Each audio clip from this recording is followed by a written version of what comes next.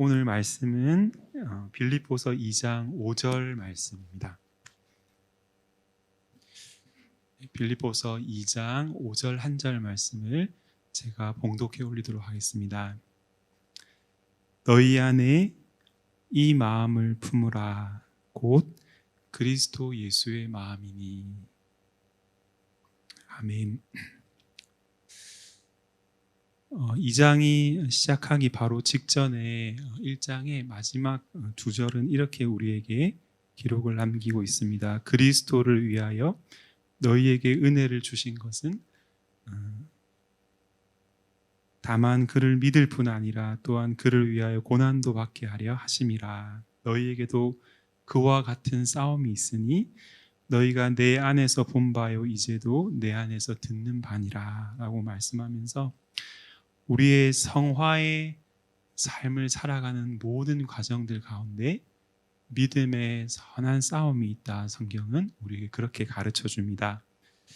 그리스도 예수 안에서 주신 은혜를 따라 믿는 믿음의 삶 속에 고난받음이 있다. 이렇게 말씀하시면서 예수님 이 땅을 사셨을 때에도 그분은 우리를 위하여서 죄가 없으신 그분이 이 땅을 고난 가운데 사셨듯 저와 여러분도 이 땅 가운데에서는 적절한 정도의 하나님께서 우리의 믿음의 분량대로 주시는 고난들이 있는 것 같아요. 그리고 그 속에서 하나님의 주권적인 계획 속에서 우리는 그 고난과 아픔의 시간들을 지나면서 믿음을 사용해서 살아가는 법을 배우게 된다라고 하는 것입니다. 그러한 고난 가운데 주님을 바라보며 믿음의 선한 싸움을 잘 감당해내는 것, 주님을 본받아 바울이 그러하고 있고 바울이 이제 저와 여러분에게 그러한 믿음의 싸움을 싸우도록 권면하고 있는 것이죠. 그는 지금 감옥에 갇혀서 내가 지금 행하는 모든 것들을 여러분들이 보고 듣고 있지 않습니까? 나와 함께 믿음의 선한 싸움을 싸워가자 이렇게 말하는 것이죠. 예전에 제가 김남준 목사님과 월요일 아침마다 스터디하는 모임을 가셨던 때가 있었습니다. 제가 아마 청년 공동체를 다른 교회에서 청년부를 섬기던 때였기 때문에 아마 2015년, 16년 정도였으리라 기억이 되는데 월요일 아침에 7시부터 이제 보통 사역자들은 주일을 하루 종일 온전히 사역을 하는데 아침 7시부터 모이는 거예요. 그래서 1시간 동안 김남준 목사님의 설교를 나눔하면서 지나간 한 주간의 삶을 나누고 또 신학 책 나눔을 또 1시간을 더 하는데 제 차례가 되어서 제가 나눔할 때 약간 좀 투정 부리듯이 제가 말을 했던 것 같습니다. 어제 청년부 공동체 사역하느라 너무 힘들어서 오늘 올까 말까 막 고민하다가 왔어요. 이렇게 물론 이제 김남준 목사님 인도하시는 그 스터디 분위기가 약간 엄숙하기 때문에 약간 그런 분위기를 잘 이렇게 하지는 못하는데 그날따라 제가 약간 투정 부리듯이 약간 칭얼대듯이 그렇게 말했던 것 같아요. 저는 왜 이렇게 주님의 일을 하는 게 있어서 힘이 드는지 아니면 제가 인내하며 감당해야 하는 데 있어서 이렇게 연약함이 많은 사역자인지 모르겠습니다. 이런 말을 나누었는데 김남준 목사님이 빙그레 저를 웃으며 바라보시면서 묘한 표정으로 이렇게 말씀하셨어요. 그래?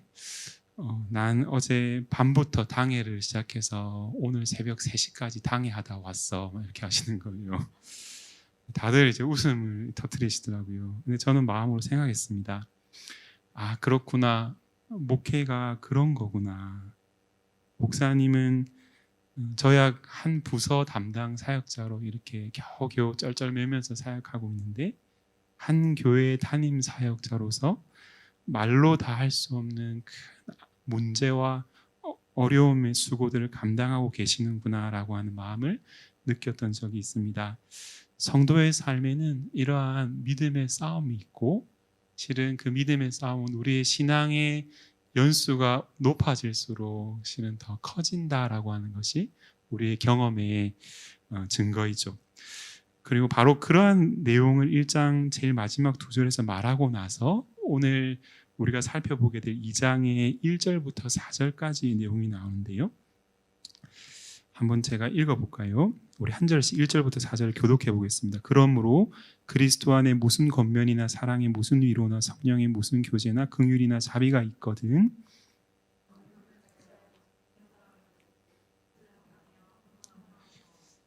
아무 일이든지 다툼이나 허영으로 하지 말고 오직 겸손한 마음으로 각각 자기보다 남을 낮게 여기고 각각 자기 일을 돌볼 뿐더러 또한 각각 다른 사람들의 일을 돌보아 나의 기쁨을 충만하게 하라. 사도는 오늘 고난을 통과하며 우리가 마주하게 되는 믿음의 싸움을 싸울 때에 우리가 쉽게 놓치기 쉬운 주제 하나를 우리에게 말해주려 하는 듯합니다. 우리는 보통 믿음의 싸움을 싸운다 할 때에 마라톤 경주처럼 생각하는 것 같아요. 혼자 뛰는 경기. 나 혼자 어려운 상황을 타개하기 위해서 인내하고 잘 견디고 홀로 전진해 나가면 된다. 이렇게 우리의 믿음의 싸움의 문제를 다루려 하기 쉽지만 사도는 오늘 2장을 열면서 그 믿음의 싸움 가운데 특별히 원수 마귀가 우리의 연약한 마음을 틈타서 너무나도 쉽게 넘어뜨리는 데 있어서 너무나도 쉬운 주제인 교회 안에서 성도들 간의 관계의 문제를 다루고 있다라고 하는 것이죠. 성도들 안에 서로를 마음으로 품고 한 마음으로 서로 사랑하며 그렇게 섬기며 살지 못하도록 우리를 방해하는 공동체 안의 다툼과 분열을 불러일으키는 관계의 깨어짐의 문제를 다루고 있는 것입니다. 마음을 같이하여 지금 마음이 하나 되지 못하는 상황을 공동체가 맞이하는 것을 본 것이죠. 같은 사랑을 가지고 사랑이 다 나뉘어져 있는 것입니다. 뜻을 합하여 한 마음을 품고 사랑의 대상이 다 나뉘어져 있으니까 한 마음으로 한 뜻 가운데 가지 못하죠. 그래서 결과는 아무 일에든지 다툼이나 허영으로 하지 말고 그런 일들이 일어나고 있었던 것입니다. 오직 겸손한 마음으로 자기보다 남을 낮게 여기고 사실 이 권면은 뒤에 나오면 우리가 어제랑 그제 보았던 빌립보서 4장 2절에 4장 부분에 내가 유오디아와 순두개를 권하노니라고 말하면서 빌립보 교회 안에서 유오디아와 순두개라고 하는 두 여인 사이의 불화로 인해서 이러한 권면이 1차적으로 주어졌음을 우리는 생각해 볼 수 있습니다. 두 사람을 인해서 주어진 권면임은 맞지만 사실 둘의 상황을 빌어서 저와 여러분 모두에게 전하고 있는 메시지인 것이죠. 왜냐하면 우리 중 누구도 예외 없이 이러한 다툼의 모습, 공동체 가운데 관계가 깨어지는 순간들을 우리는 마주하는 순간들이 다 있는 것이죠. 주님의 공동체 안에 지금도 이 순간에 마음이 하나 되지 못하는 그런 때가 있기 때문에 그러므로 이 주제만큼 우리가 믿음을 사용해서 날마다 씨름하며 싸워내야 될 주제가 없기 때문이다라고 하는 것이죠. 사단의 가장 강력한 무기는 바로 우리의 이 마음의 연약한 틈을 침범하여서 분열케 하는 데 있다는 것입니다. 이 문제의 위험성은 여러 가지가 있는데 4절에 나오는 것처럼 모든 일을 다툼이나 허영으로 하도록 만든다는 거예요. 서로를 대할 때 마음에 저 지체를 향한 나쁜 감정이 일어나서 자기도 모르게 안 좋은 말과 안 좋은 눈빛과 태도가 드러나서 관계가 깨트려지게 되는 것입니다. 허영은 뭡니까? 거짓된 위선을 낳아서 사실 전혀 그런 마음이 아니고 나쁜 마음을 갖고 있으면서 그렇지 않은 것처럼 행하려고 하고 실은 그런 이중적인 모습을 스스로 느낄 때에 마음이 상하죠. 그 결과 공동체가 서로를 바라보면서 돌보는 일들을 더 이상 감당할 수 없도록 만든다라고 하는 것입니다. 그로 인해 어떤 특정한 두 사람의 문제로 인해서 발달된 이 문제가 이제는 더 이상 두 사람만의 문제로 그치지 않게 되고 공동체 전체를 아프게 하는 일이 일어난다는 것이죠. 우리가 너무나 안타깝게 그리고 때로는 우리가 경험하여서 잘 아는 사실 하나가 만일 집안에서 엄마 아빠가 서로 불화하고 서로 언성을 높여 싸우고 또 마음이 갈라진 상황에서 오래도록 머물러 있을 때에 두 사람의 문제는 부부만의 문제가 되는 게 아니죠. 자녀들이 다 영향을 받아서 마음의 상처와 아픔을 주게 되는 것입니다. 아이들의 마음은 집안에서 엄마 아빠를 볼 때마다 늘 불안해하기 시작하죠. 언제 또 아빠에게서 고함이 터져 나올까를 염려하고 언제까지 엄마가 저렇게 혼자서 속상해하는 모습을 지켜보면서 살아야 할까. 그러면서 아이들이 그런 마음을 아무도 얘기하지 않았는데 이게 다 나 때문에 그런 건 아닐까라고 하는 죄책감으로 발전하게 된다는 그런 말을 들은 적이 있는 것 같아요. 자기들이 힘으로 도무지 그 상황을 개선하지 못할 때에 자녀들 영혼에 고통 가운데 상해가는 일이 있는 것이죠. 가장 큰 위험성은 공동체 안에 기쁨이 사라지게 된다는 거예요. 이전에는 서로를 바라볼 때 마치 육신의 친형제 자매와 같이 서로를 만나기만 해도 기쁘고 무엇이라도 아낌없이 내어주고 싶고 밥을 사주고 싶고 시간을 내어서 이야기를 나누고 싶고 우리 집에 초대해서 맛있는 것을 대접하면서 섬기기 원하고 그렇게 사랑으로 교제하기 원했던 마음들이 다 사라져버리고 그런 마음들이 일어난다는 겁니다. 사랑할 때는 그 사람의 허물조차도 좋게 보이죠. 꼭 좋게 보이지는 않는다 하더라도 그 사람 전체의 사랑스러움에 비해서 그 안 사랑스러운 게 커 보이지가 않는다라고 하는 거예요. 오히려 그것을 내가 덮어주고 보듬어서 더 온전하게 만들어주면 좋겠다라고 하는 마음이 내 기쁨이 되는데, 그러나 공동체 안에 다툼과 분열로 인해서 사랑하는 마음이 사라지게 되면은 반목하고 눈을 이렇게 흘겨뜨기 시작하는 거죠. 시기하고 미워하고 판단하고 정죄함으로써 우리가 실은 그런 마음을 한 대상을 향해서 계속적으로 품고 살아갈 때에 우리의 마음에 즉시적으로 소멸되어지는 감정이 바로 기쁨이다라고 하는 거예요.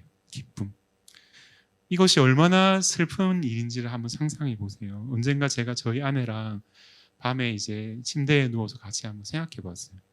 우리가 함께 앞으로 지낼 수 있는 날수가 얼마나 될까? 최대치로 제가 그렇게 살고 싶다는 건 아니지만은 50년을 더 산다면 제가 그렇게 살 수 있을지 모르겠어요. 잘 18,000일 정도 아내랑 같이 날을 보낼 수 있더라고요. 서로에게 좋은 말만 해주면서 살면 얼마나 될까? 하루에 10분 동안 사랑해, 고마워요, 당신이 있어서 너무 좋아, 막 이런 말을 10분 동안 하루에 하면 이제 50년 동안 하면 1,500시간 한대요. 근데 여러분들 지난 일주일 동안에 우리 배우자분들에게 사랑해, 감사해요, 고마워 1분 이상 어떻게 하시고 계신가요? 1분씩 하면 150시간인 거예요. 평생을 사랑만 하고 살아도 그 살아갈 날수가 별로 많지가 않은데, 그런데 우리의 현재적인 모습은 어떻느냐라고 하는 것이죠. 가끔 아내가 저한테 이제 크고 있는 아들을 보면서 그런 말을 해요. 지금 이렇게 사랑스럽고 이렇게 귀엽게 우리 앞에서 이렇게 재롱을 부리고 하는 날들이 얼마나 오랫동안 지속될까 한번 생각해 보라고.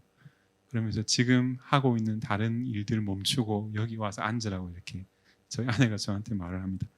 언제까지 가능한 일이라 생각되지 않고 금방 끝이 날 일들이라는 거죠. 다툼의 원인을 바울은 진단합니다. 이런 다툼으로 인해서 이런 많은 위험성이 우리의 삶에 초래될 때 바울은 그 다툼의 원인을 진단하기를 오직 겸손한 마음으로 각각 자기보다 남을 낮게 여기고 이렇게 말하면서 다툼과 분열로 인해서 사랑하지 못하는 핵심 이유가 바로 겸손한 마음을 상실해버리기 때문이다라고 말하는 것이죠. 달리 말하면 마음에 교만함이 싹트기 때문이다라고 하는 것이죠. 우리는 얼마나 간교한 존재인지 모릅니다.